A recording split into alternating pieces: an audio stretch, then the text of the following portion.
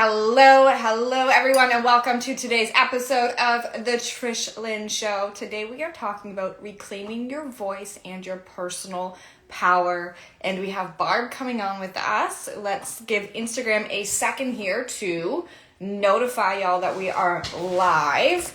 And I'm going to pull this up just to make sure, because I have learned that Instagram does take a while and sometimes doesn't show everyone that we are live. So I'm going to send her a quick message and just let her know, because that's just what we do around here.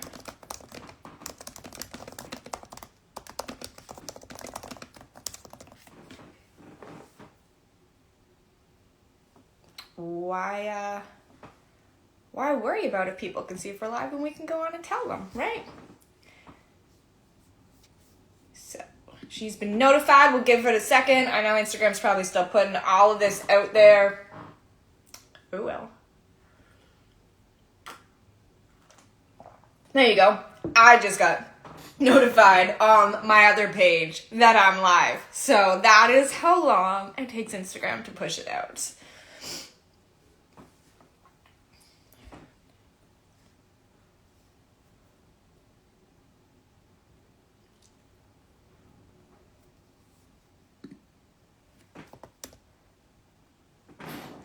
Okay, and she's not seeing that we are live yet. So give me a second here.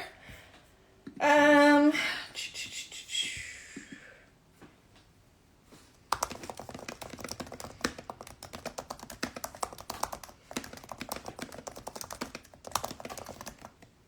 we go. There we go, there we go, there we go.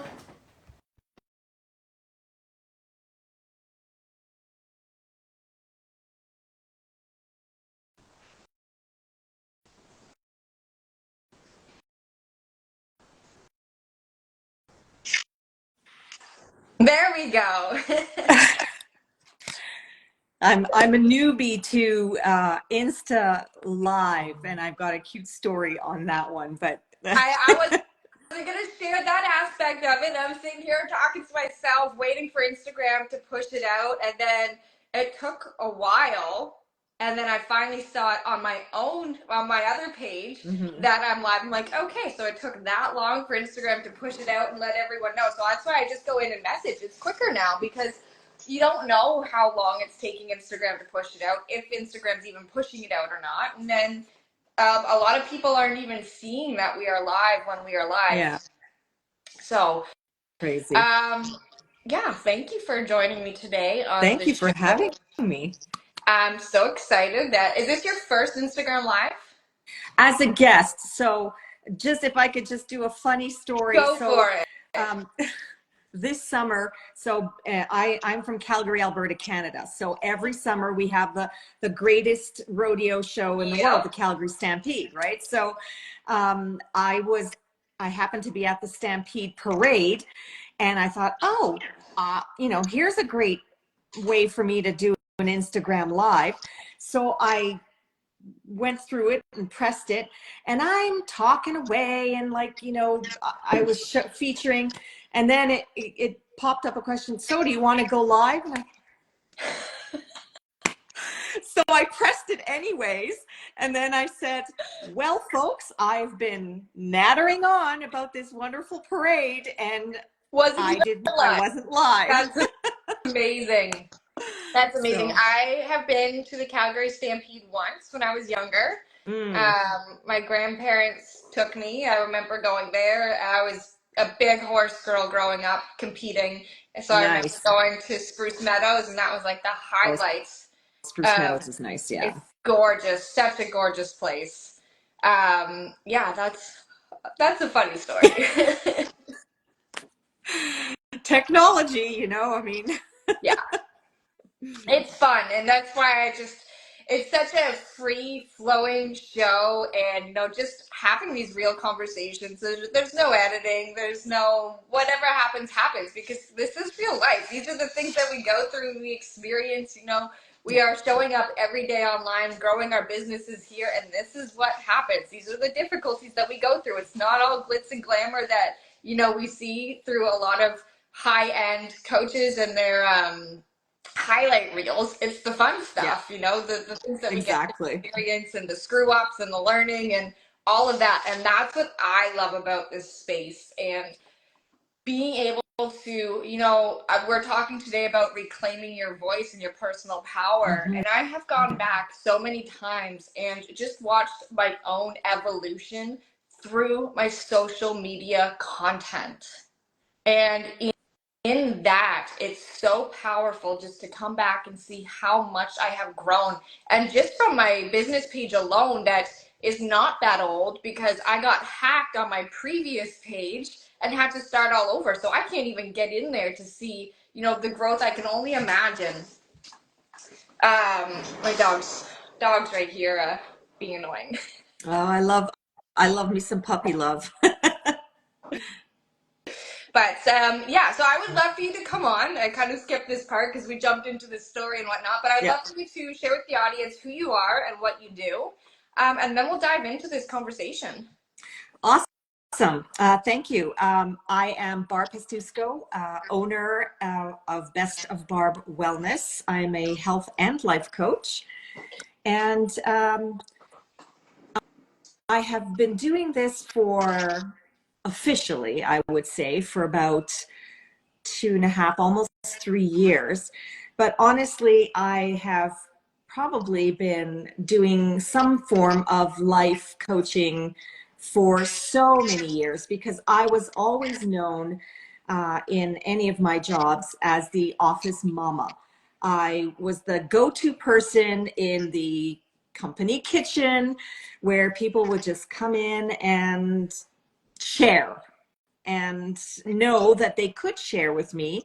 And I wouldn't be saying, well, you should do this and you should do that. I would just be asking them questions and throwing out, you know, different what ifs at them. Yeah.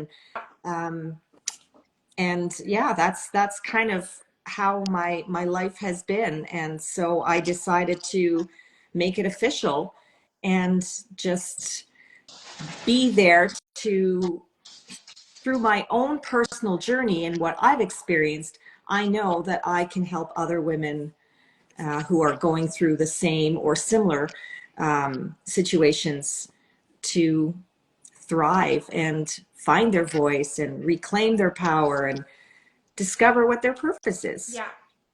I love that because that is so, the similarities there are really weird because I'm the same way. I am the person everyone comes to, you know, Mhm. people I've just met, will have a conversation and they're like, you're so easy to open up to. And it's just, there's something in our energy that Mhm. allows us to be that person that people need and can open up to and can feel safe to, like instantly, to share what it is they're going through. Mhm. And so many people, so many, like, I don't want to say strangers, but people that I don't like really know open up to me and want my perspective, want my opinion. And I love it. I love it because I see things a lot differently, and you are probably the same way. You could see, I see a lot of different pieces when it can come to one situation and be able to share different perspectives, not just my own. Mhm. So, And I think it's just, and I'm sure you're the same way. I think it's the empathic nature that we have. I recently had my human yeah, design read, and I'm a of projector. course you And are. So am I, I. and actually, 3 out of the 4 members of my family are projectors, and one is a manifesting generator. But it's interesting because the 3 of us that are projectors, we share some similarities, yet we all, 1 or 2 of us out of the 3 work from a different center. So mine is the solar plexus and it's very emotion based. Yeah. And that's, I think, where my empathic nature really comes out and really shines, and I can feel other people's energies and almost what they're going through, Yeah. where I can just say, you know, are you okay? Like, what's going on? That is the projection not to change the Yeah. subject on this show topic, but that is a projector trait. Yes. It is all of our open centers. So for me, most of my centers are open. And for those of you who don't know human design, I have now just decided I'm going to do a whole episode around human design because it's a topic I love because it helps you understand yourself on that little bit of a deeper level and not feel guilty for being the way that you are. As a projector, we come off lazy. Well, no, it's because we can accomplish more in 4 hours than most people can in 8, and it's just how we're wired and how we're designed to do things. But our open centers can take in and absorb other energies. So it's being really mindful of even, I have an open head center. So it's, for me, it's being mindful of, are these my thoughts or are they someone else's thoughts? Because I can take in someone else's thoughts and think that they're mine. Yeah. And it's then, being an empath on top of that, you can really feel into people and what they are feeling through our open centers. And it's a blessing and a curse. I laugh a lot. I can have a lot of conversations, and I've said so many times, like when it comes to hard work, I can outwork a lot of people. I can outwork, like physical work, a lot of guys. And I will pay for it the next day, but it's because I can take all of their energy in through my centers and put it out that much faster. But then when you're done, you're done. But then when I'm done, I'm done. Like, it's like you hit a brick wall and that's it, But, coming back to the topic of reclaiming your voice, that can be very hard too when you are a projector, because we are not here to say things unless someone wants to hear them. Exactly. And I think that's where I got lost, and lost my voice in a sense. And that happened pretty early on in my life. So when I probably in my late teens, I always had this innate passion to be of service to others. And I felt that that was my purpose. I wanted to find myself in that genre of work that would allow me to do that. And, when you are in your 20s, early 20s, life is all great. I mean, we got married when we were in our early 20s, and by the time we hit our late 20s, life just smacked us upside the head, and we went through a lot of financial challenges, and actually from that point on, we went through financial challenges. And they always say that the universe will just keep throwing back lessons to you until you get it. Well, I guess, for all these years, we weren't getting it. And so we kept getting smacked upside the head with all of these financial challenges. But having said that, it really made me retreat into myself.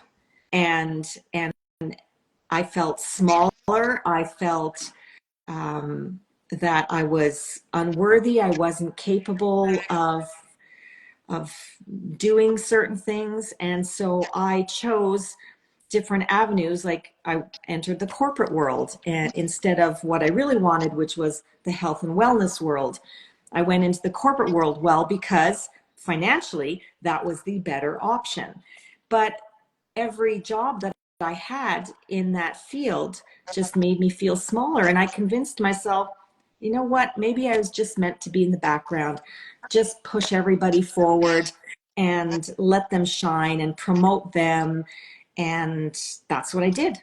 Other than, being the office mama, that's what I did. And I was happy to do that, but yet unhappy within myself because I was losing myself, like my own person.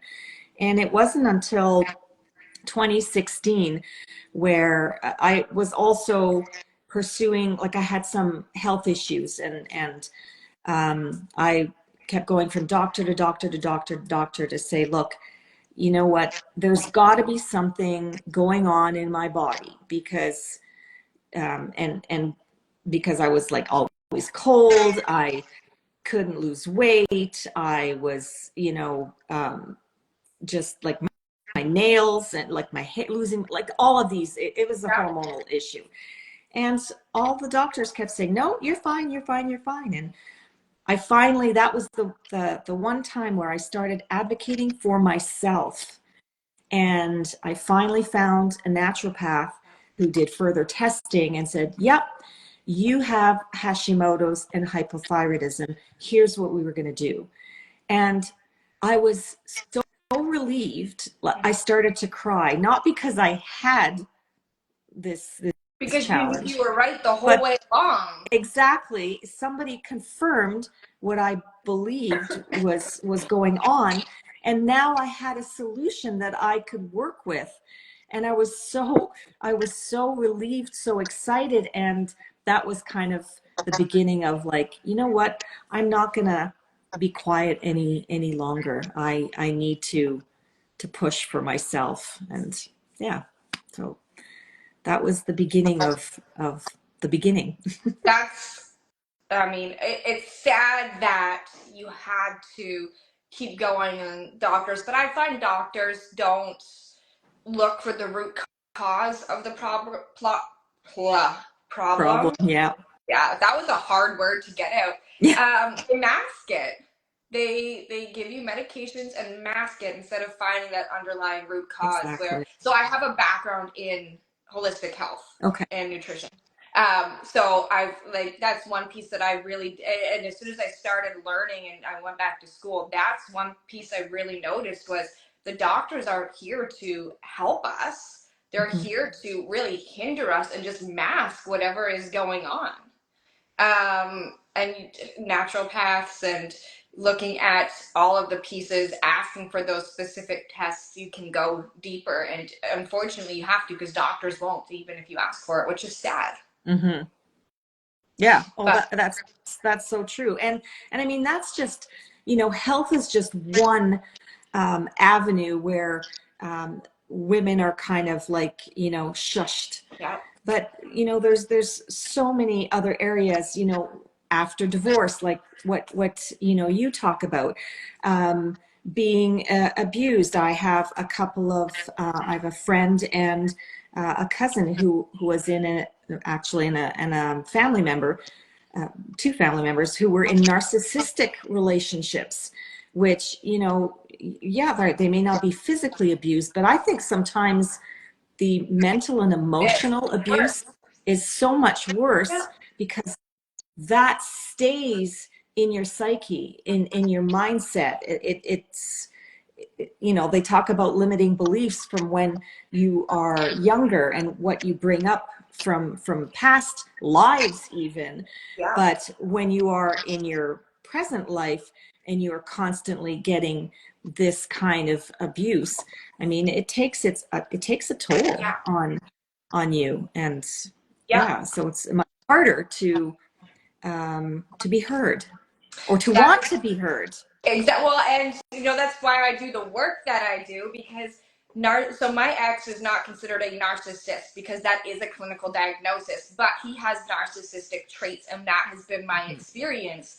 And that is why I do the work that I do because when you have come from that place, you can, growing your business, you can show up every single day. I did every single day online and not be seen because there's still those voices in the Mhm. back of your head. Even now, I sometimes have pieces come up, remembering things that he has said to me in the past. Like December will be 2 years, and it still comes through sometimes because the words stick. Consciously, yeah, you're like, okay, whatever, but subconsciously, they're still stuck back there.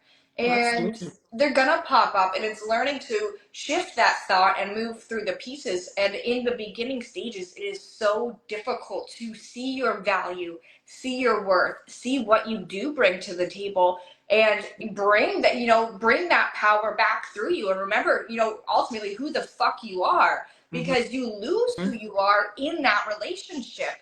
Even going into the workplace, you lost who you were because you were trying to conform, and then you shrunk back. We can lose so easily in life who we are as a person, trying to fit into society, trying to fit into family trying to fit into the mold of what someone else wants or expects us to be. And we dim and we don't feel fulfilled. You know, life just feels blah. You're moving through the motions day in, day out, and it was fucking shitty. Yeah.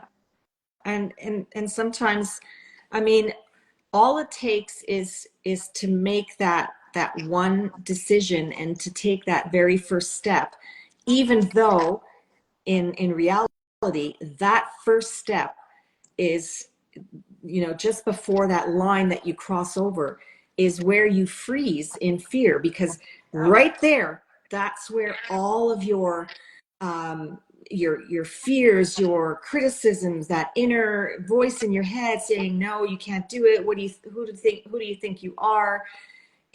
But as soon as you take that one foot, even if you're straddling, even if you've got that one foot over, you're one step, you know, closer Yeah. to getting over that line. And once you get over that line, yes, the fears are still there, but you've initiated that crossover, and now you can start to build because you've already crossed the line. Yeah. And so now it's just a matter of consistency and baby Yeah. steps. And don't worry about the finish line.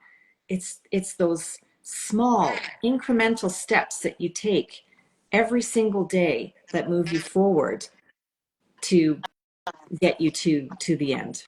Exactly. It's waking up, you know, in the beginning for me, it was waking up, taking each day, day by day, looking at what's going to move that needle forward. Even if it was the simplest, you know, I'm going to sit and just really meditate today and get out of my head and into my body because that's what I need. And that was progress. Not feeling guilty for needing to rest for me was progress. You know, especially as projectors, we get labeled lazy. Well, no, we don't have the energy to keep up with a lot of the world and a lot of the people around us. For me, I am the only projector in my family. I went and secretly pulled everyone's charts because I was like really nosy into it. My kids, my boys are both manifestors, and my daughter's a manifesting generator. Oh, My wow. ex is a manifestor as well, I believe. And for the three boys, my two boys and my ex, their not self theme is anger. So, you know, for me, I learned how to navigate when they're I love my oldest child, like I really do, but his anger is his not self theme, and lately it's just been through the roof. I'm like, are we really getting worked up over that? Is that something that really is worth getting worked up over? And trying to, you know, bring him back down into a place of sanity and just thinking. But I was labeled lazy so many times. Oh, you've done nothing today. It takes me, you know, 10 minutes to do what needs to be done. So yeah, then I'm gonna rest because I get to rest. And now shifting even those thoughts of my floors. I got home from taking my son, my oldest son starts school about 45 minutes before I have to take my younger two to school. So I get home and my middle child is sweeping my floors for me. Oh my goodness, there you go. So I'm like, it gets to be this good because I don't have to do that now. But for me, that would have been something that, like, okay, this has to get done. Doesn't matter how tired I am, this has to get done. And now I'm in a place where I can honor how I'm feeling. And if I'm exhausted, I don't have to jump and have someone else yelling at me because it's not done, which is nice too. Mm-hmm. Exactly. Exactly. And you know, that's the beauty of people who have different personalities, different strengths. You know, as a family dynamic, if you can understand each other's strengths and work with them as opposed to working against them, which sometimes in family dynamics, that's what happens, is that you don't understand each other. I mean, you know, my husband and I will be celebrating our 40th wedding anniversary next June. It blows my mind. Congratulations. It Because blows my that mind that, you know, it's been 40 years married, but 44 together. But the one thing is that, I mean, do we fight? Absolutely. We're both projectors, and we both sometimes feel that we're not heard. Yeah. And although in the beginning of our relationship, I was the stronger one and he was the more passive one. And then with all of the challenges that we had, the roles switched and he became the stronger one and the one who pushed everything through. And then I was the one that just retracted and just became silent. But we complement each other in a way that we respect each other's thoughts and opinions, and we're both learning and growing too. I mean, ever since I became a life coach and went through my own work, I kind of in turn helped him go through some of his own work. And I know they say don't coach family members, but we were able to separate being spouses, Yeah. and I was able to guide him through some of the tools, and it helped him discover certain things about himself and made our relationship a lot better when we had that understanding. So now we can both feel like we're heard in Yeah. our relationship. And that's so important. And that's one thing for me is I never felt heard in my marriage. Ever. Didn't matter. Even now, and I laugh because, I have a way of seeing things more efficiently. If something's happening or going on, I already know what needs to be done, so that's the most efficient way to get it done. And it's something as simple, and it's I've learned now how to position it when I talk to my ex, because obviously we're co-parenting, we have 3 kids together, and we were talking. This was like a last night conversation, literally happened last night. He's asked to have the boys for the weekend to help. He's moving, and my middle child is going to go sleep over at his friends. My oldest is working. They're very close. And he's like, well, Owen can take the bus home from school, and then we'll drive him back to his friends. So the friend lives here, my son works here, right? And I'm like, well, why don't you just pack him a bag, let him go after school, pack him a bag, and drop it off at the friend's house when you go get Nicholas from school? Like, save yourself a trip. So just so simple, right? But inside of the relationship, if I were to have said that, it would have been, I was wrong or something like that. So I was never heard, and that was very frustrating. And in that, my voice got smaller and smaller and smaller because I wasn't being heard or understood. And I just dimmed all of who I was. Yeah, and I think most specifically with women, there are some men who do experience that for sure, but I think as women who are in even the workforce, they are not necessarily heard as often as their male counterparts. Yeah. Happens as well in marriage. Sometimes the woman feels that they're not heard. And I mean, we've all heard, John Gray's, men are from Mars, women are from Venus kind of thing, where when you're having a conversation with your significant other and male, female, in this case, and you're just wanting someone to just hear you, and it's in the nature of the man to want to fix things, and that's their nature. I mean, we can't really change when all we want sometimes is for our significant other to say, okay, I hear you, I understand, and how is that making you feel? Like, what do you want to do? And so without the fixing part. And and that's just the one thing. But I find that as women, as we get older, again, the stigma in society is that when you get older, you're less heard because you are not as important, as opposed to, wow, okay, you are older, you have more experience, you are wiser, you've been through so many different things in your life, maybe I can learn from this. Yeah. Maybe I can do what you've done and it'll work for me. And that's just not the way it happens. And for what I like to, now that I understand this better and I'm practicing it myself, is that at this point in my life, it's not the end of my life. So full disclosure, I just turned 63 at the end of October. Do I feel 63? No. Do I act 63? No. Am I thinking that, oh my gosh, the numbers are creeping up and I have to like just retract in myself? No. I am so excited about now just going out there and starting over because my kids are older now. They don't need me as much. I can be like I was when I was 20.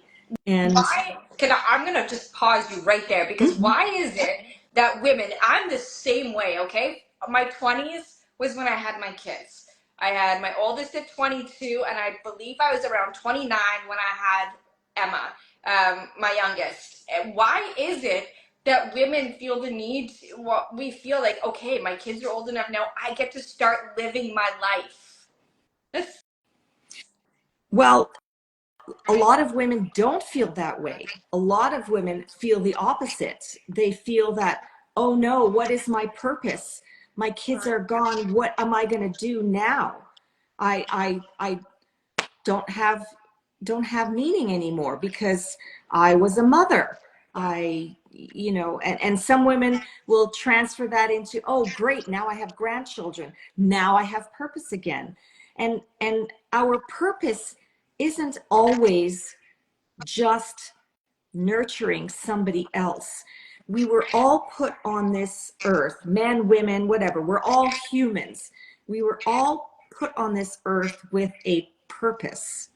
And it's up to us to discover that purpose and then use it to better our lives in some way, shape, or form.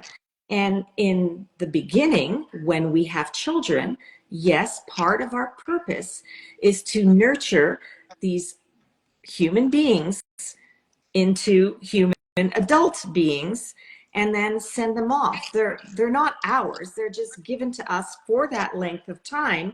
And then we send them off to flourish, just like animals do in Wild Kingdom, right? They nurture their cubs, and then the cubs go out and they find their own pact. It's the same in human beings. And I didn't understand that for the longest time. And I've just had these aha moments in my life saying, like, my life is not over. Like, there's so much I want to do and so much that I can do. And I want to relay that message to other women, saying that just because your kids are gone and you're thinking of retiring, or you just retired, it doesn't mean that, life as you know it is over. Now is when you can begin again and do the things that you've always wanted to do, whatever that may be. Yeah. And I've noticed, not just in women, but in men as well, that, retirement can bring in a lot of sense of loss Oh, because you are absolutely. so tied to who you were in that job. So it's not just, women getting to start all over, but men feel the same way. And I've witnessed it. I've watched it happen. And it's something that we're not taught, how to actually go inward and discover who we are. Well, it's a grieving process. Yeah. Because it's an end of something. Yeah. And just because it's not a loss of a loved one or anything, it's still an ending of something. Yeah. And you do have that grieving process. Yeah. When your kids leave, it's a grieving process. When you lose a job, it's a grieving process. When you decide to retire, it's a grieving process because you're letting go of that part of your life and moving on to something else. And it's okay if you don't know in that moment what you want to do with the rest of your life. Yeah. But it's important to know that you do have the rest of your life from point one now. This is Yeah. point A, and you can choose. You can choose what you want to do. Someone is not going to choose it for you. No. I mean, it's our choice. And we could choose to wallow after, this grief. We could choose to stay in the grieving period, or we can choose to, pull up our big girl, big boy pants and say, okay, the world is my oyster. What am I going to do Exactly. now? Exactly. I love that because, yeah, yeah, we can sit and we can feel sorry for ourselves, or we can get to work and rediscover. It's a loss of identity, so we can get to work and rediscover who we are and who we want to be moving forward. And that's it. It takes a growth mindset and being able to want to do and see things differently. Yeah. And I'm at the point in my life now where I want to take over my own personal power. I'm not listening to what other people think I should do. And that's so key for me. That's a big, discovery for me. And this is why I am so determined to help other women feel that same way, to have that new renewed sense of purpose in themselves, and that confidence and that courage at this point in their lives to move forward, and to say, like I said, the world is there for me to discover now. I have said this on another episode and I'll say it again. I am going through my I don't give a fuck era, because what anyone else thinks, I don't give a fuck. I'm going to make the choices that I want to make that benefit me and my family, because in the end, if I don't make those choices, and if you don't make the choices for yourself, and it sounds and can feel so selfish and so difficult, but when it comes down to it, you are choosing the life that you are creating. Mm-hmm. And you get to be selfish about it because you only get one life and the choice is yours. And that's what I'm in. I'm not listening to the outside noise, the pieces that I'm creating, this show, my business, all of the things that I'm launching and doing, and all of the moving things.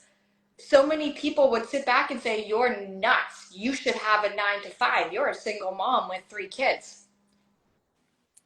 This is what And I'm doing. kudos to you for that. I mean, that is a lot of women aren't given the credit, where credit is due when they become, single parents, whether it's 1, 2, 3 or more children. They're, even when they're in a relationship, a lot of times they are doing it all. Yeah. And then when they become single parents, they're still doing it all, but it's just a little bit harder, Yeah. because things just got a little bit worse, I guess, in that sense. It's just a matter of your thought process, your mindset. That's why I am launching a program right now, in the middle of launching M3, Money Mindset Manifestation, because I set the intention so deeply before I even left my ex that I was not going to struggle. And, between family, friends, and society, single moms are supposed to struggle. It's supposed to be hard. Yeah, financially, you are now solely responsible for yourself and for your kids. But it doesn't have to be a struggle. And that was something that I set so deeply going into, this next stage of my life. And it has been the best decision ever. You can Yeah, sit and worry about things that you have no control over. Again, it goes back to my I don't give a fuck era, because what is it that I can control? exactly. And that's the key thing, is don't worry about what you cannot control. Focus on yourself. And you said, the word just a little earlier, choice. we have the choice. We Nobody can choose for us unless we let them Yep. choose for us. But ultimately, what we do in our lives, how we go about our journey, that is our choice. The decisions that we make is our choice. It doesn't matter what other people think. It doesn't matter what other people say unless you let it matter Yep. to you. Um, your journey is your journey, Yeah. and you have the only thing you have control of, like you said, is what you do, what you say, what you think, and that is what will guide you forward. Exactly. Listen to yourself, listen to that inner voice in you, that your gut, your intuition that tells you yes. Focus on you. Yes, you're going in the right direction. Yes, you made that right decision. That's what's key. Yeah. Yeah. And not listening to the doubt because it's not serving you. Listening to, and it's catching yourself too, right? It's catching those thoughts, and well, this thought's not serving where it is I want to go, so let's shift that and get back on track to where it is I want to go. And it's a continuous cycle, and that is how you really step into your personal power. Absolutely. Absolutely. I mean, I grew up in a very risk adverse, I'm an only child. My parents were very like risk adverse, not takers at all. That's the environment that I grew up Yeah. with. And so that's where my learnings came. Then I met my husband, who was the complete opposite. He was a massive risk taker. And for most of our life, I kind of retracted because I was shaking in my boots. And it's taken me all these years until, just a few years ago to say, screw that. Like if I don't start taking risks, I am going to be in exactly the same spot that I am in right now. Yeah. And so that's when I started my life coaching and started opening up. I opened up to strangers that I said things to them that I never even told any of my family members, Yeah. because I felt open Yeah. and safe enough to say that, the things that I needed to say without feeling, that I would be judged or criticized. Yeah. But that's been my healing. And that is so key, is to open up, is to, say what you need to say, let it go, so that you can move forward, so that you can heal, that you can allow that grieving or that sense of loss or whatever it is that you're feeling to be gone, Yeah. and you can start living freely.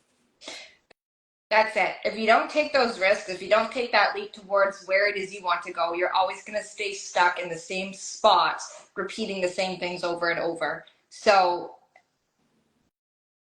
find your voice. For the audience looking in, find your voice. Do the things that you want to do. Don't let fear and doubt keep you held back, because you're not Absolutely. going to create that life that you want to create. And own who the fuck you are Own every it. single Yeah, day. own it. Yes. With that, I'm going to close out the episode because this has been such an amazing conversation.